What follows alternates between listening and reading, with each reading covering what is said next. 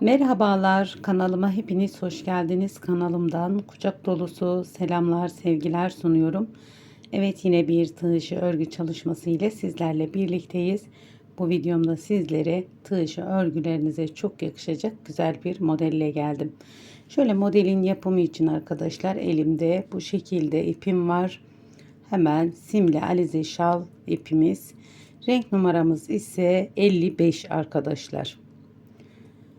Beyaz simli bir ipimiz. Tığ numaram ise 6 numara 1,40 milimlik tığ kullanacağım. Evet, şöyle tığımı da göstereyim. Sizler ipinizin kalınlığına, inceliğine göre tığlar seçebilirsiniz. Evet, buyurun, dilerseniz Bismillahirrahmanirrahim diyelim ve modelimizin yapımına geçelim. Evet arkadaşlar, modelimizi zincir üzerine kuracağız. Zincir sayısı vermiyorum. Zincirlerinizi yapacağınız örgünün enine göre fazlasıyla çekip kenarından kesebilirsiniz. Evet, şöyle ben zincirlerimi çekiyorum. Evet, sizler de yapacağınız örgüye göre ölçülerle hareket ederseniz arkadaşlar, şal yapacaksanız şal, ne kadar eninde şal istiyorsanız o kadar zincir. Yeleklerde yine önler arkalar için o kadar zincir ölçerek yapın arkadaşlar. Yine kanalımda da yeleklerde beden ölçüleri videolarımı izleyebilirsiniz. Hemen zincirlerimi tamamladım. Evet, uzunca bir zincir çektim. Sizlerin de gördüğü gibi kenarından keseceğiz. Onu da göstereceğim. Evet, burada hemen birinci zincirime bir sık iğne, 1 2 3, sıradaki zincirime 3, sıradaki zincirime 4 tane sık iğne yapıyoruz. Evet, burada 4 tane sık iğne yaptım. Tığımın başına 2 defa ipimi aldım. 1 2 3 4, dördüncü zincirime girdim. Burada trabzanımı uzattım. 2 defa başına ipimi aldım. İkişer ikişer üçlü trabzan. Evet, 3 tane trabzan, üçlü trabzan yaptım. 1 2 3 4 5 tane zincir çekiyorum. Tekrar 5 tane zincirimizi yine hemen sıradaki zincirime 1 2 3 4 tane sık iğne yaptım. Bu şekilde. Yine tığımın başına 2 defa ipimi aldım. Aynı yuvanın içine ikişer ikişer ilmeklerimi çekerek üçlü bir trabzan yaptım. Yine tekrar 2 3 kez de çıkardım. Tekrar aynı yuvanın içine bir trabzan daha yaptık. Evet, bu şekilde bir görüntümüz oluştu. Tekrar buradan sayıyorum. 1 2 3 4, dördüncü zincirime sık iğne olarak sabitledim. Tekrar tığımın başına 2 defa ipimi alıyorum. 1 2 3, dördüncü zincirime tekrar 3 tane üçlü trabzan yapıyorum. Aynı yuvanın içine batıyorum. Bir önceki yapmış olduğumuzu tekrar ediyoruz. Evet, 3 tane trabzanımı yaptım. 5 tane zincir çekiyoruz. Yine aynı şekilde 4 tane sık iğne yapıyoruz. 1 2 3 4. Tığımın başına 2 defa ipimi aldım. Yine trabzanlarımı yapıyorum. Tekrar 3 tane trabzanımı yaptım. İkinci örneğimizi de kurduk. Yine dördüncü zincirimize sık iğne olarak sabitledik.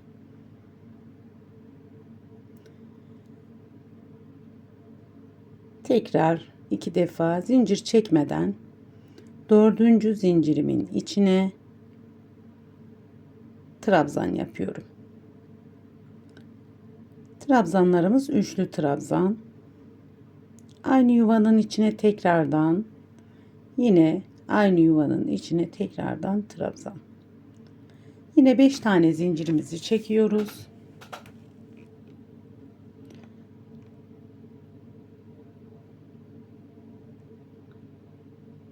Yine sık iğnelerimizi yapıyoruz. 1 2 3 4 tane sık iğnemizi yaptık.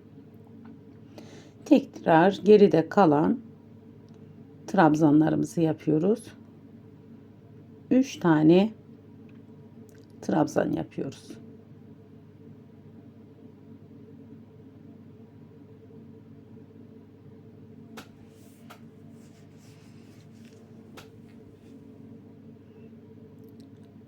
Evet, tekrar 3 tane zincir atlayıp dördüncü zincire sabitliyoruz arkadaşlar sık iğne ile.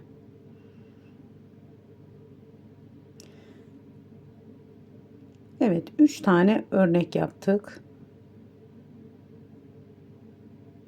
İleriye doğru gitmeyeceğim. 3 tane örnek üzerinde anlatıyorum. Buradan hemen bakın, kolayca kesebilirsiniz. 1-2 zincir geriden kestim. Hemen buradan ipimi çekerek devam edeceğim. Yani saymaktansa bu şekilde yapabilirsiniz.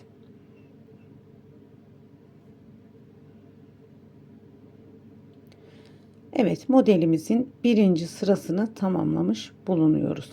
Şimdi modelimizin ikinci sırasına geçiyoruz.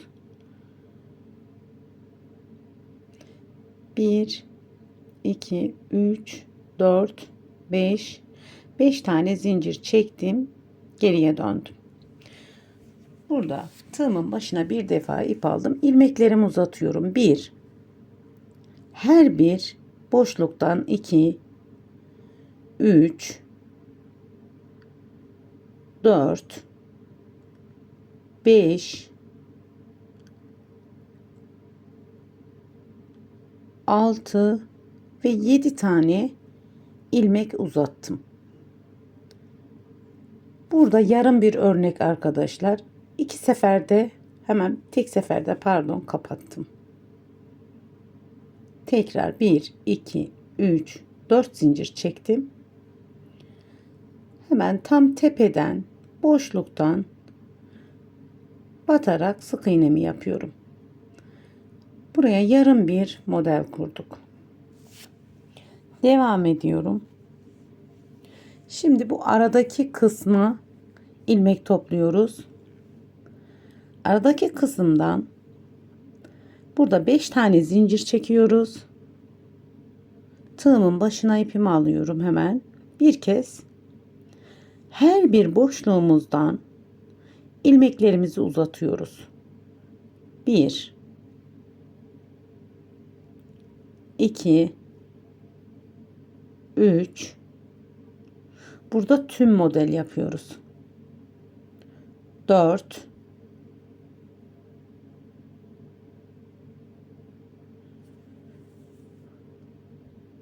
5 6 7 8 9 10 11 12 13 14 15. Burada da 15 tane ilmek topladım. Şimdi buradaki bütün ilmeklerimizi tek seferde topladım. Bir tane zincir ile sıkıştırdım. Burada tekrar 1 2 3 4 tane zincirimi çekiyorum. Hemen ön yüzden göstereyim. Bura modelimizin ön yüzü, bu yapmış olduğumuz kısım arka yüzü. 4 zincirimi çektikten sonra sık iğne olarak sabitledim. Şimdi tekrar yine tüm örnek yapacağız. 5 tane zincirimizi çekiyoruz. Tığımızın başına ilk toplayacağımız ilmeklerimize başlıyoruz. Evet, ilmeklerimi 15 tane uzatarak çekiyorum. Her bir boşluğumuzdan ilmek alıyoruz arkadaşlar.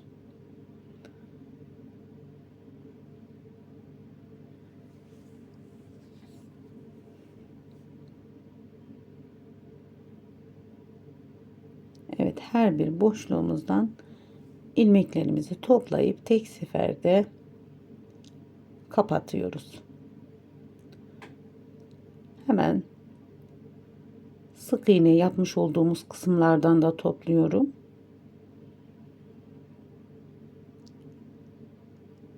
Çok da hızlı ilerleyen bir model. Hemen hepsini birlikte topladım. Bir zincir ile kapattım. Yine burada tekrar 4 tane zincirimiz var. 4 zinciri çektim. Sık iğne olarak battım.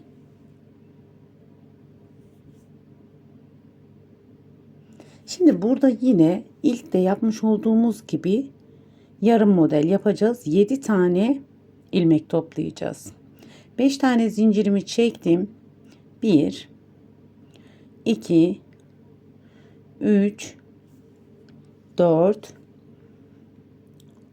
5 6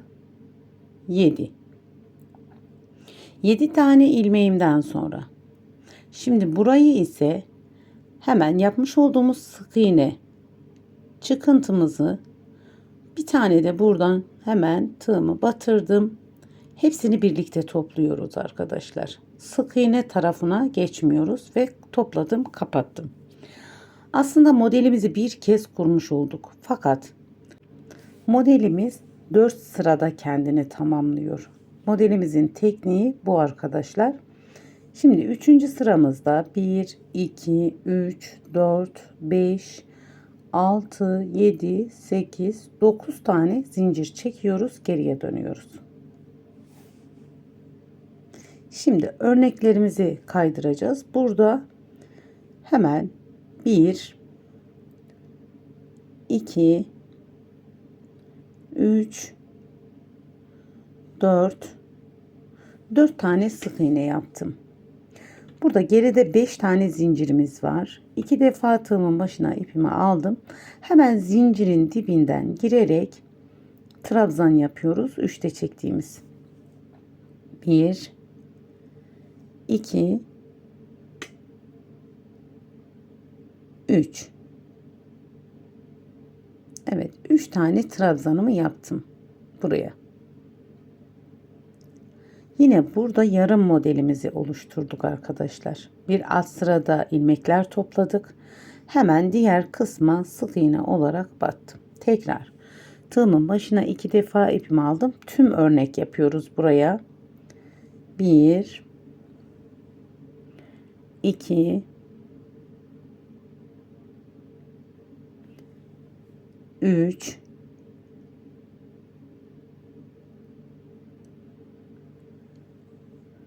1 2 3 4 5 tane zincirimi çektim. Yine 4 tane sık iğne yapıyoruz. Tüm örneğimiz 1 2 3 4 tane sık iğnemi yaptım. Geride kalan yine 3 tane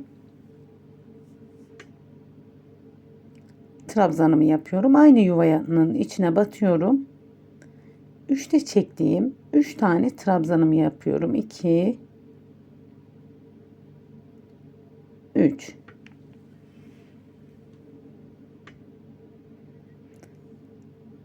hemen boşluğa sık iğne olarak sabitliyoruz arkadaşlar. Tekrar tüm örneğimi yapıyorum. Yine 3 tane üçlü trabzanımızı yapıyoruz.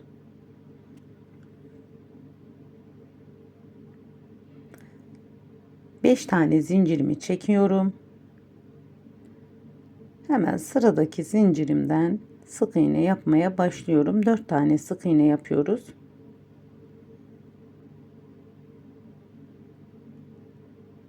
Evet. Hemen diğer kalan trabzanlarımı yapıyorum. 1 2 3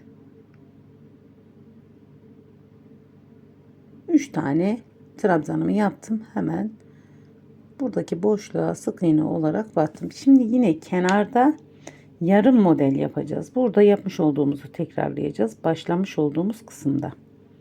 Yine tığımın başına 2 defa ipimi aldım. Trabzanımı yapıyorum. 3 tane trabzan yapacağız. 1 2 3 tane trabzanımı yaptım. Evet, burada kenar kısmında 4 tane zincirimizle birlikte 3 trabzan, kenar kısmımızda zincir vardı. Yine 4. trabzanımı yapmış bulunuyorum. Şimdi buradan 4. sıramıza geleceğiz. 4. sıramızı tekrar edeceğiz arkadaşlar. Burada 1 2 3 4 5 6 7 8 9 tane zincir çektim. Tığımın başına ipimi aldım. Buradan artık ilmekler 1 2 3 4. Geriye doğru 4. zincirimden ilmek topluyorum. 1 2 3 4 5 6 7 8 9 10 11 12 13 14 15. Yani şimdi tüm modelimizi yapıyoruz kenar kısmı. 15 tane ilmeğimi tek seferde topladım ve kapattım. Burada 4 tane zincir çekeceğiz. Şimdi tüm örneğimiz oldu. 4 tane zincir, 1 2 3 4 zincirimi çektim. Yine hemen bu kısma sık iğne olarak sabitledim. Tekrar 1 2 3 4 5 zincir çekip tüm örneğimizi yapacağız. Yine 15 tane boşluklardan ilmek toplayacağız. Tığımın başına bir defa ipimi aldım. Hemen sıradaki boşluktan girdim. 1 2 3, her bir boşluğumuzdan ilmek topluyoruz arkadaşlar.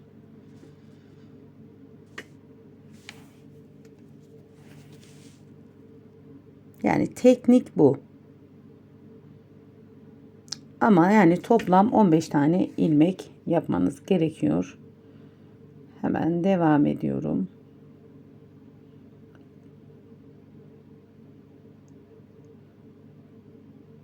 Sondan bir tane daha ilmek alacağım. Biraz sıkı örmüşüm sanırım. Evet, tek seferde topladım. Kapattım. Evet. 4 tane zincirimizi çekiyoruz. Yine sık iğne olarak sabitledim. 5 zincir çekiyoruz. Yine buraya tüm modelimizi kuruyoruz. 15 tane ilmek toplayarak ilk başta tüm model yaptık. Yine sonunda da tüm örnek yapıyoruz arkadaşlar.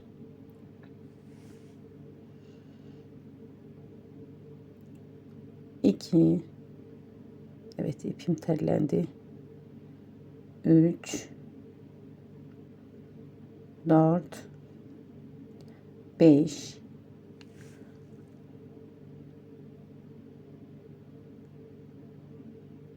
Evet, toplamaya devam ediyorum.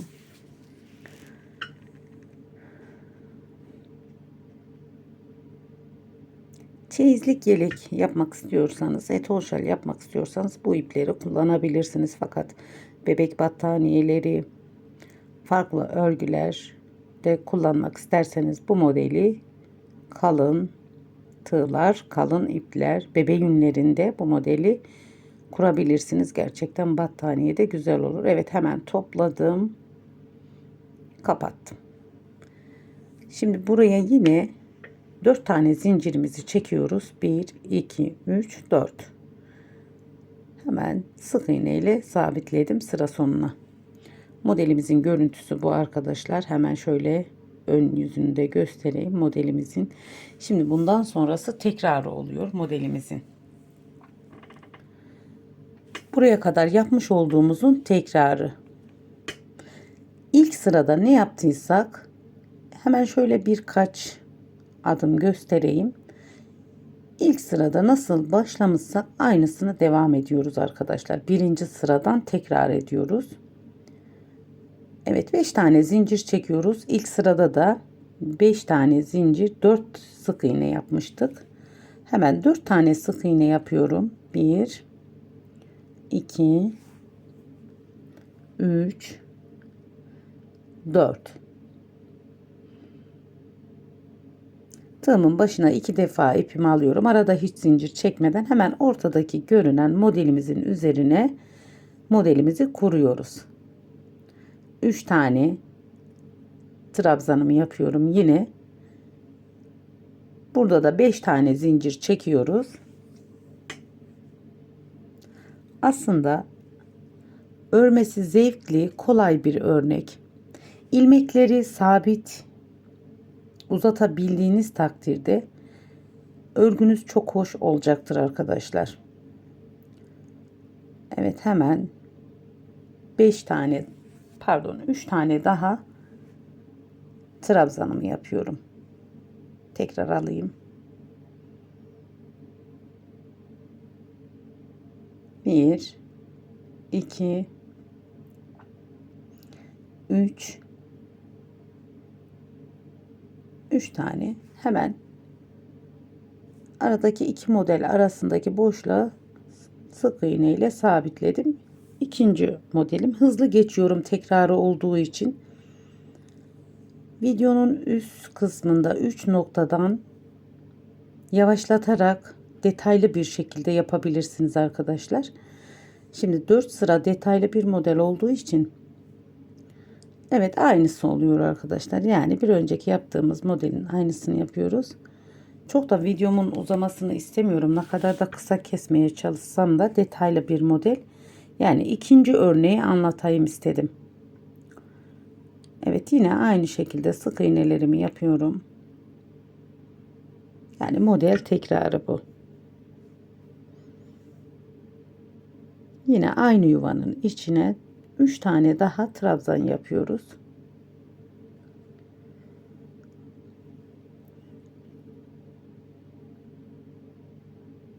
Yine hemen birleştirme noktasından sık iğne olarak girdim. Motif motif hoş bir model. Tekrar tüm örneğimizi kuruyoruz.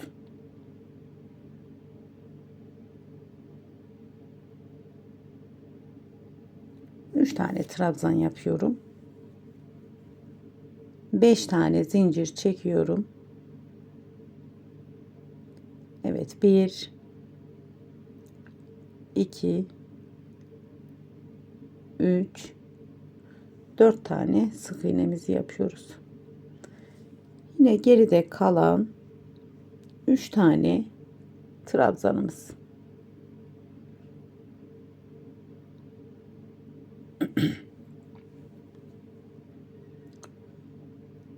Evet, hemen zincir çekmeden kenar kısma sabitledim.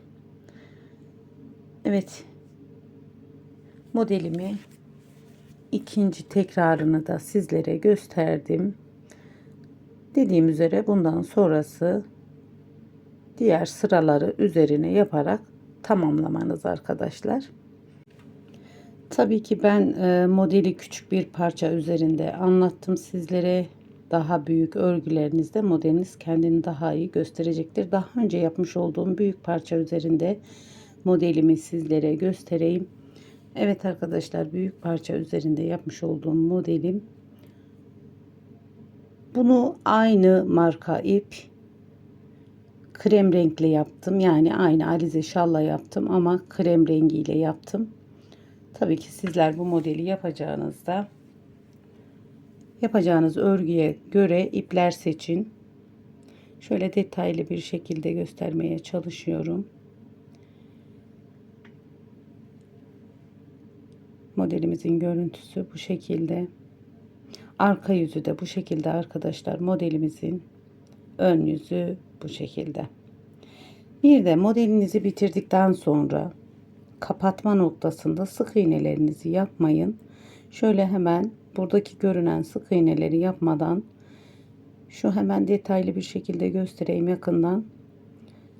6 tane trabzan yaparak kapatabilirsiniz. Kapanışı da bu şekilde düzgün oluyor. Son bitiş, yani modelinizin, örgünüzün bittiği yerde sık iğnelerinizi yapmayın.